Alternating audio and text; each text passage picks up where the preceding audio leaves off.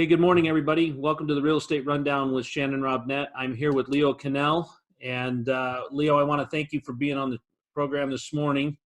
Hey, it's great to be here, Shannon. I'm excited to talk about funding and financing options and real estate and all the opportunities that are going to really be popping up over the next few months for everybody in this industry. You know, Leo, when I look at your bio, it says here that you've helped secure funding for about $250 million worth of projects and clients across the country. Tell me how you got into the funding game. So my background is in finance. It's what I studied when I went to school at the University of Utah.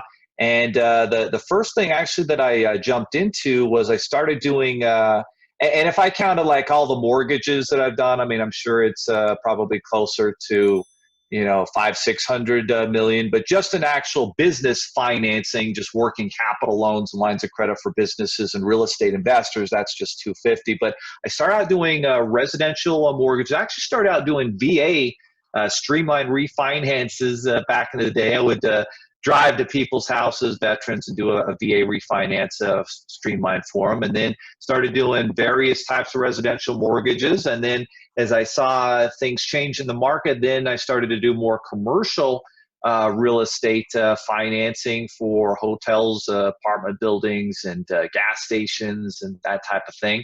And then as I was doing that, then I started to see a real need to help real estate investors and e-commerce business owners who needed cash and they needed money, and SBA is not an option for them a lot of the times because they want collateral-based loans and they want business financials. And if you're showing a loss, it's tough. If you're showing break even, because you get depreciation with some of the properties you own.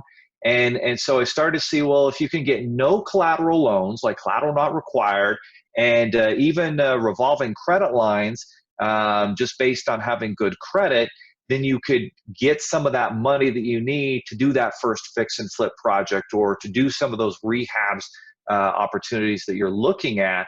And so we started to do that, and we funded over at least 1,000 real estate investors in all 50 states across the country, and provided working capital loans where so for example, I mean, sometimes you have that project, you have that fix and flip, you're able to buy it and get it, and then you need extra money, for the paint, for the carpet, for the cabinets, for the appliances, and that's where these lines of credit and no collateral loans come in, because they're not tied to the property, and so you can grab them, get that money into the projects, get the project finished, or even do multiple. Maybe you do have some cash available. Well, instead of doing one project, now you can do two. And so, and the great thing about revolving lines of credit is they're there when you need them forever, right? As long as you take good care of them. A lot of times those limits will keep on increasing as you grow your business. I've seen clients who started out with $50,000 in revolving credit, no collateral required, and bump that up to $200,000. And now instead of doing one or two projects, now they can do 3 or 4 at a time. And and especially at a time like this, like having access to capital, obviously very important. Well, and Leo, you bring up a good point there. As a business owner, none of us want to show any profit when it comes to the IRS, but then we can't understand why the bank doesn't like us, right? Gee, Mr. Robnett, we see that you made $23,000 last year. Well, I can explain that. No, there's nothing to explain. There's nothing we can do. So how did you go about getting into or getting that niche built up? So just how you explained it, like that's the problem, right? Someone's like, okay, I need $50,000-$100,000 to get my projects going, to get my fix and flips, to rehab and be able to increase the value of my long-term apartment rentals, and I need that money. And they go to the local bank, and the bank's like, yeah, you made $23,000 on paper. There's no options. Oh, by the way, you're in real estate, so I don't even like you. Get out of the door. I mean, that's kind of how bankers look at you. And so knowing that problem, what we started to do was create a marketplace. Because if you go to one lender and you ask for that $100,000 and you're in real estate, well, they don't like that, right? And so what we started to do was create a marketplace and learn all of the guidelines of hundreds of lenders and be able to look at somebody's credit, the regional profile, their job, their experience, and then put together, okay, I know you need $100,000. One lender's not going to do it, but I found 5 lenders that will each give you $20,000 based on a good credit score, or maybe some verifiable income from your W-2 job while you're investing in real estate on the side. And now I'm able to give that client $100,000 and access to capital, and they can go get their projects going. And without that expertise of knowing how to create the customized funding plan based on lenders who are most likely to want to work with you, well, it's impossible for them to do that. And that's the niche that we saw about 6 years ago and really started to build it up. And since then, it's awesome being able to help people get access to money that they wouldn't be able to get otherwise. Yeah, and Leo, I kind of think after hearing you say that, you maybe got a little bit of a masochistic streak in you. If you'd want to read on what every single lender had for profiles and what they wanted in certain areas, that's quite an undertaking. How did you scale that business? The biggest way we scaled our business is, and I think there's a lot of similarities here with a successful real estate investor. It's building a team of strategic partners where everybody wins and benefits together. I mean, you talk about in real estate investing, you talk about having bird dogs out there that go and find those great opportunities. They don't have the capital and the wherewithal to make them happen, and you pay them a finder's fee for sending you the business. I built the same business model with business funding and real estate investor funding, where we've got actually 540 strategic partners, from financial advisors to accountants to even commercial business bankers at some of the big banks like Chase and Bank of America across the country, who, when they can't help somebody or they are trying to help them with business services or whatnot, we'll refer them to us, and we'll pay them a referral partner commission, and we'll create them a custom funding link.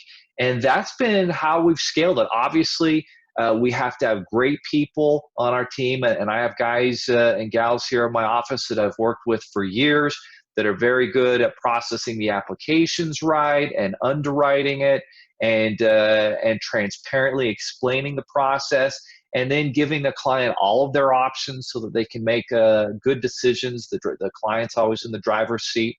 And so that having a team is important to scale, but without those strategic partners, because there's only, even with online marketing, we do online marketing, we generate a lot of leads on Facebook and LinkedIn, but it's our partnerships with strategic partners across the country. That's been how we've scaled. And I think that's the same way that I've seen a lot of real estate investors scale, where they have, those finders out there looking for the deals, and they pay them those finder fees when it closes, and everybody wins. So you don't just specifically work with real estate, you work with business owners of all types. Absolutely. All types, all industries. That must get interesting. Any stories you could tell us on a way that you saved an owner's bacon or pulled something together that you never thought possible? I think of a lady last year that we were able to help. She was trying to start a CBD business in a conservative, smaller area in Texas, and she was getting pushed back. And of course, the local lenders didn't want to help her. And she even had like $25,000 in maxed out credit cards she was paying, I want to say, 25% interest on. So she was in a tough spot financially. She needed $50,000. So what we did was we got her a loan. She paid her credit card balances down. Her credit score went up 40 points after that.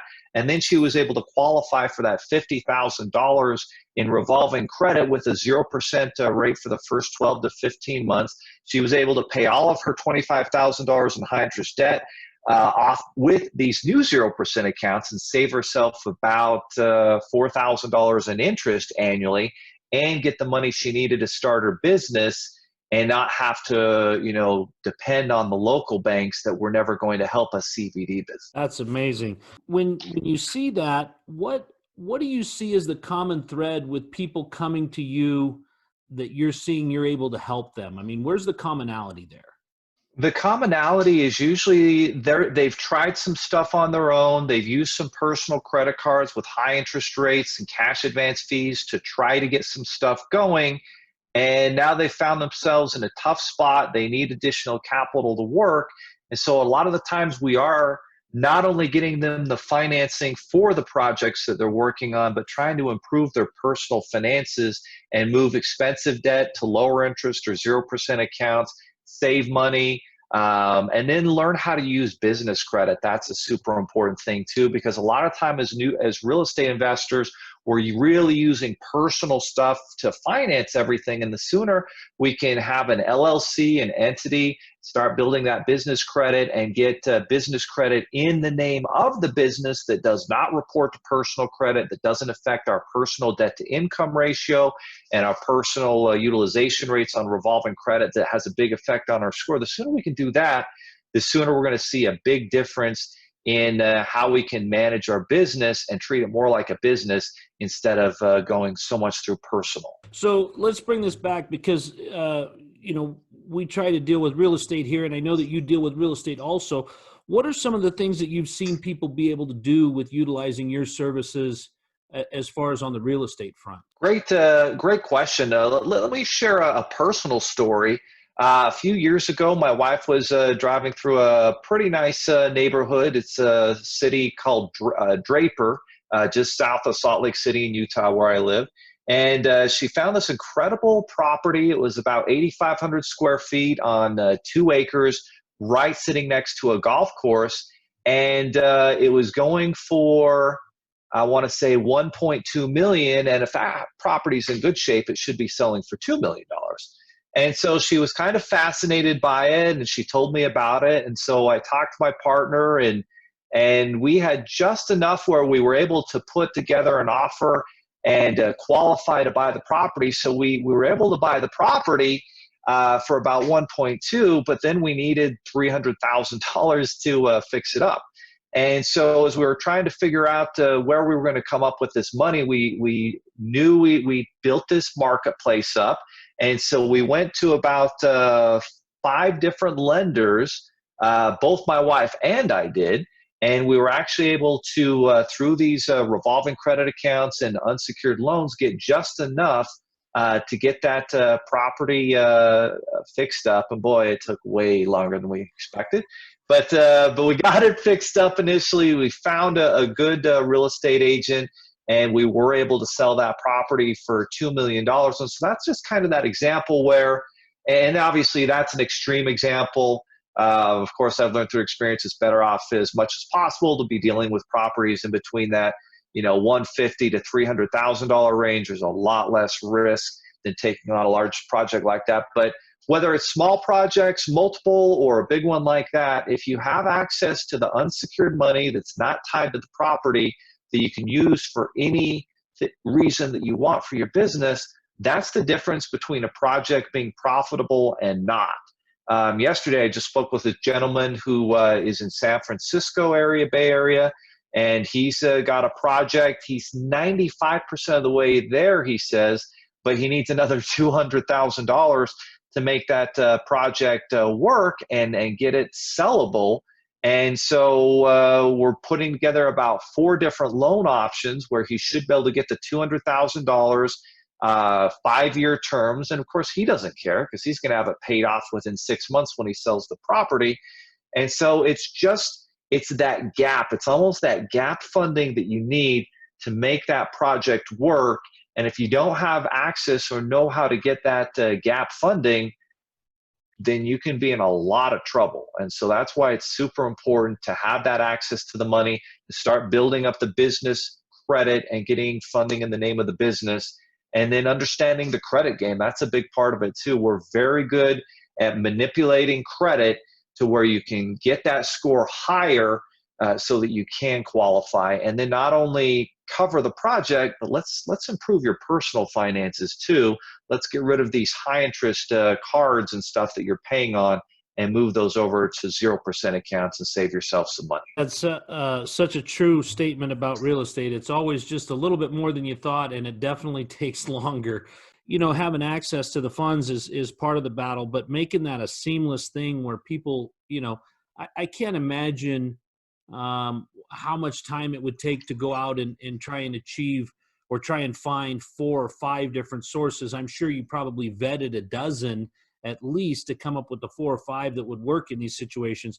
So that's got to be quite an undertaking. And you've built a complete marketplace for that where people can access this online and submit their information online. And you guys kind of go to work behind the scenes for this? We do with a simple credit snapshot, which we can get. We don't need a credit card. We don't need your social security number. We've teamed up with Experian where we can get that credit snapshot over the phone with just your address and your date of birth and get you a pre-approval just based on credit alone very quickly. And then once you submit any income that you have, then we add additional options. We lay them all out on the table. You get a free pre-approval within a day. And then it's a matter of just deciding how you want to proceed. And then generally funds are available within 2 weeks. That's amazing. And you just kind of evolved into this. This wasn't your business model. No, it wasn't. Before, I was always in the mindset that bigger is better, and we've got to be doing multi-million-dollar loans. And as I would do those, and some would take months and months to close, and there'd always be complications, I realized there was a much bigger need and demand in the marketplace for people that just need access to unsecured capital of $25,000 to $250,000, and we'd be able to help a lot more people actually make more money and have a bigger impact working with those clients and a lot of real estate investors. And so, yeah, that's what our focus has been the last 6 years. But no, definitely that's not how we started. That's funny, Leo. I often use the saying that the world is a pyramid. There's a lot of people out there that have $100.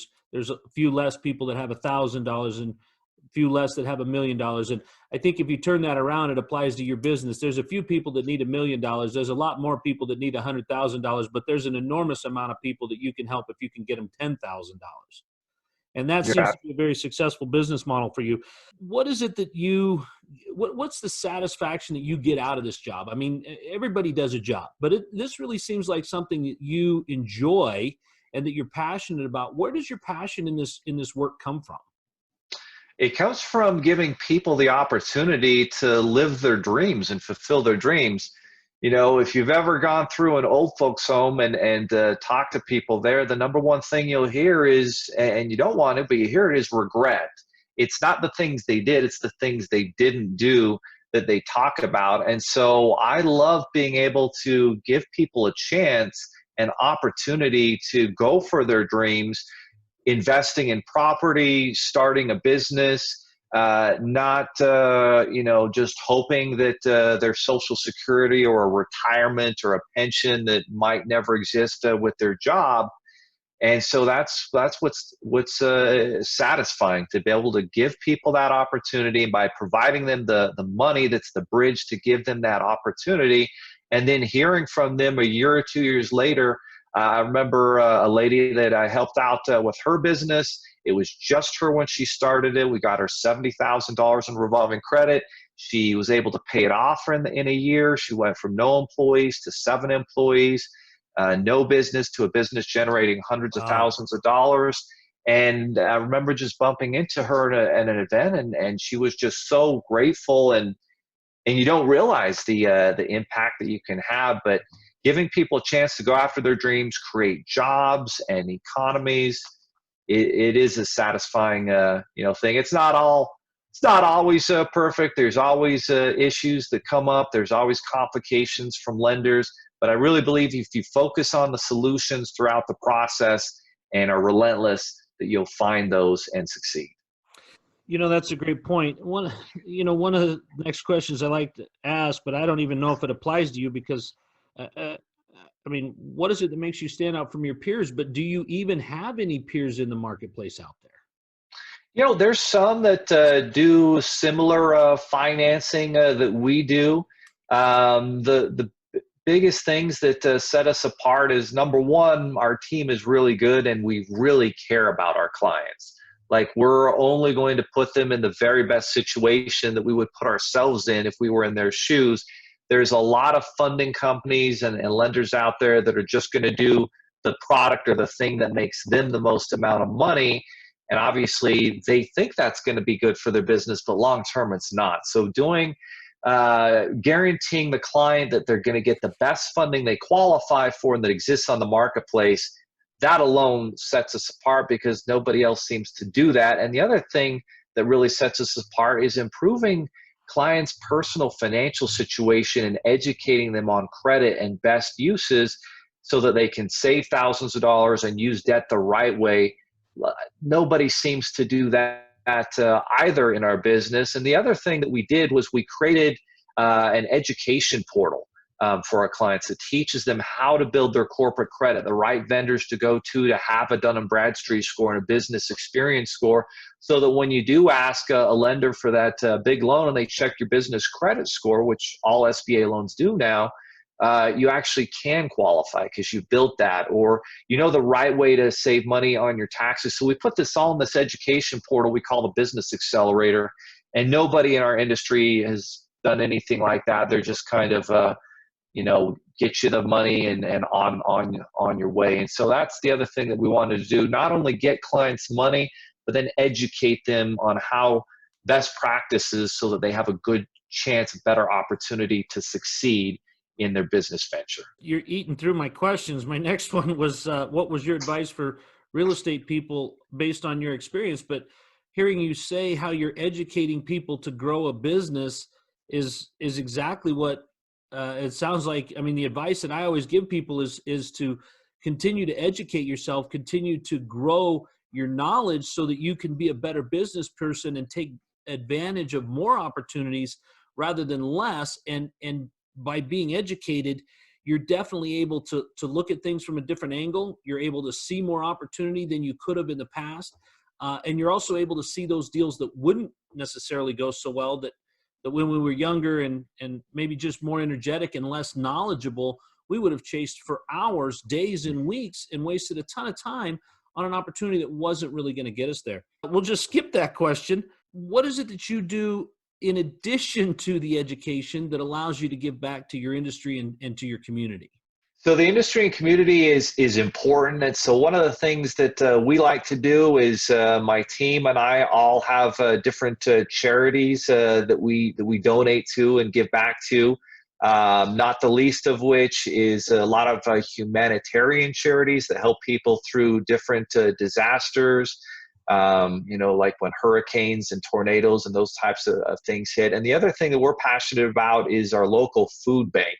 And the interesting thing about food banks is there are local food banks all over the country and in all 50 states. And there's a lot of opportunities to be able to not only donate food, but then donate time and help those food banks. And obviously those food banks are being used a lot right now and will be in the future. So that's a big part of it. And then anytime I can offer free our Business Accelerator course for free to different business owners, different people who would like to but don't have the means, or they don't have the credit, or they're going through bankruptcy, being able to give them that for free, or even send out my book, The Business Funding Formula, for free, or a book like The 10X Rule by Grant Cardone, and just send those books to people. I find that again, the right information, the right stories, and the right books in people's lives makes a big difference. But yeah, the charities, that's important to have philanthropic causes and bigger whys for what you do. That's great, Leo. Hey, speaking of, you mentioned disasters. I would think that the climate that we're in today is pretty close to a disaster. It doesn't really matter what your politics are. It doesn't really matter whether you believe that we're in the middle of a pandemic or not.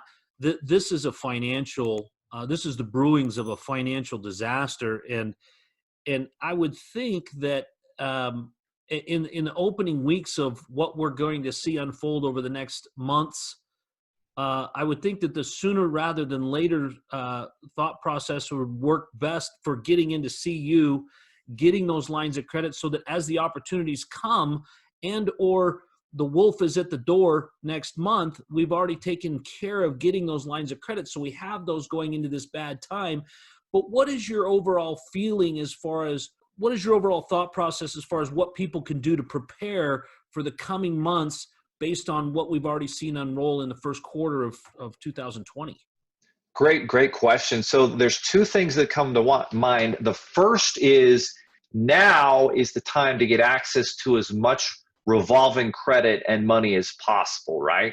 And so even real estate investors and small business owners are going to have an opportunity, it looks like, and I haven't got all the details with this yet, but the government has rolled out these two SBA programs. One is the Economic Disaster Program, and the other is the Paycheck Protection Program to protect businesses with employees. And some of them it appears they may even let you just count yourself as an employee, and you can get a loan that basically can be forgiven. And although SBA has always avoided helping real estate people, it seems to me that they're not going to be checking credit.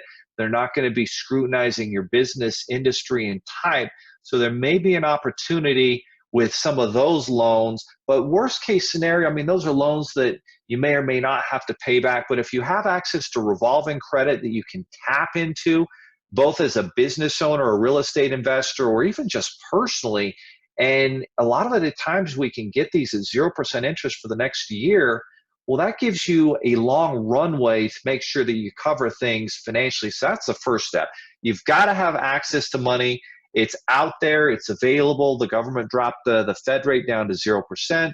So lenders are still going to be lending. They might get a little bit more tough. They might scrutinize things a little bit more, but they're still going to be lending. Even in 2008 and 9, I was still able to get clients funding in those days, and for sure lenders are going to be lending over the next several months. So now is the time to get access to capital now, even if you're not sure you're going to need it, because we don't know how long this is going to last. We don't know what the long-term effects are going to be. The second thing that you can do is a lot of lenders and vendors and so forth, they know that things are tight, and so a lot of them will let you skip a payment or two. And so if you'll communicate with different creditors and vendors that you pay on a monthly basis, hey, you know, things are tight for this month, or you know what, my tenants are having a struggle paying rent, they just lost their jobs. And so everybody, it seems, is really coming together. And I like what you pointed out, it's bipartisan, everyone coming together. And so you can push some of these payments out a little bit further, because the most important thing you want is to conserve cash, right? You want to have that cash in the bank to cover things, and you can do it two ways: by getting access to the money now through our funding marketplace, or also asking lenders and creditors to push payments down a couple months until things normalize and you can go back to work a little bit.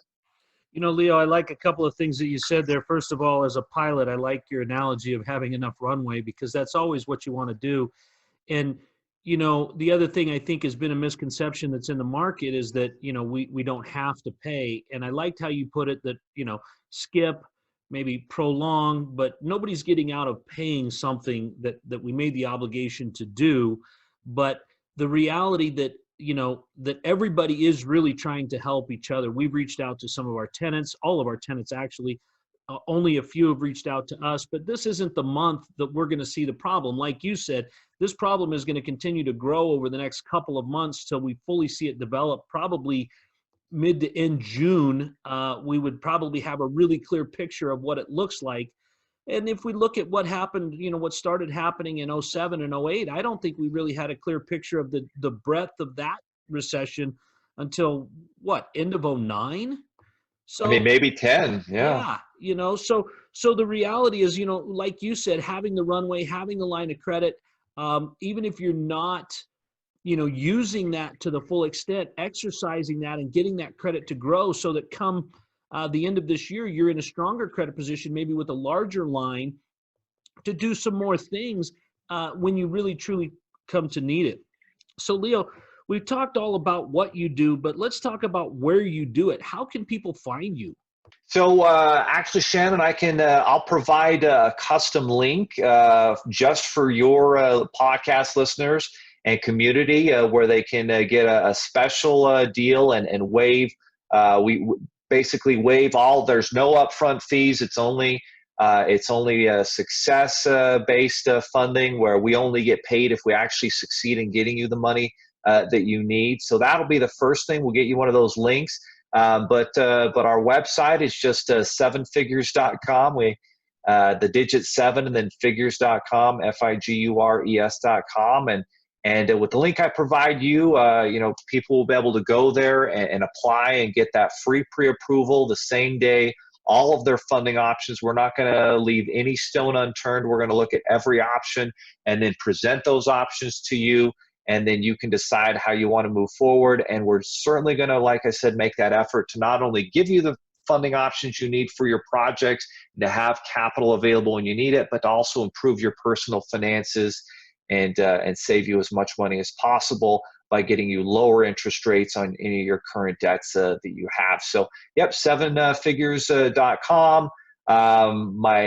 You'd also go to leokanell.com. You can Google 7 Figures Funding or my name. There's lots of information, reviews online about us. If I didn't know better, having heard you make the reference to Grant Cardone earlier, and then the one you just made about creating the custom website or the custom offer for the podcast, I would have thought you'd listen to Pete Vargas in Advance Your Reach, where that's one of the big pieces of advice he gives to everybody that's on a podcast is to make an offer just like that and to make it custom. And so I really appreciate you doing that for our listeners. And that's awesome that you've done that. And it's really great to see you growing your business this way.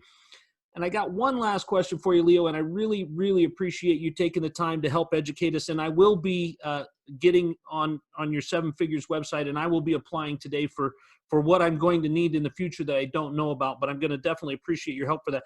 But the last question I have for you, Leo, this is more of a personal question, but I want to know, a guy like you that's putting together funding all the time and that works at the food bank and that does all the things that you do, what do you consider to be true wealth?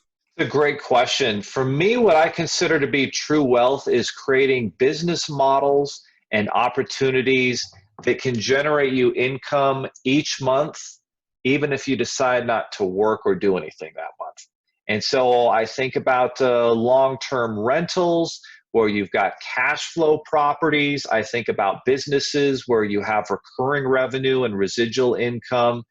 And that ability to generate recurring money that's just coming in month after month is a big part of wealth. And then obviously the other part of that for me is time, right? You can have all of the money assets in the world, but if you cannot control your time, which is the most important asset, the one that none of us are going to get back, the most valuable asset we got is our time. The ability to control your time and do what you want with it, spend the time you want with your family. For me, go wakeboarding in the summer with my 5 kids, or snowboarding in the winter. I mean, travel, freedom to utilize your time how you want is the other factor. And to get that freedom, I believe you need as much recurring revenue as possible, and certainly long-term rentals is going to be part of that.